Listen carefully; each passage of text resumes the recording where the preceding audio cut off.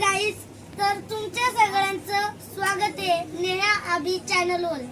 तर आज मी तुम्हाला शिकवणार आहे चायनीज भेळ कशी बनवायची आहे. तर चायनीज भेळसाठी मी चायनीज भेळचा स्टॉल लावलाय बघा. मी त्याच्यावरून आज एक व्हिडिओ बनवणार आहे. तर व्हिडिओचं नाव आहे चायनीज भेळ रेसिपी. रेसिपी आपण कशी बनवायची या आपण सांगतो. पहिलं आपल्याला हे घ्यायचंय भेळ आणि मग ही चटणी टाकायची आणि मग कोबी टाकायची आणि मग त्यातलं मिक्स करायचं आणि ताटलीत टाकायचं आणि द्यायचं. तर अशी होती आमची रेसिपी. तर good bye, tata, see you. तर भेटूया नेक्स्ट ब्लॉग मध्ये. तर माझ्या चॅनल आज मी तुम्हाला शिकवणार आहे चायनीज भेळ रेसिपी. तर चायनीज भेळ रेसिपी कशी बनवायची या तुम्हाला सांगतो.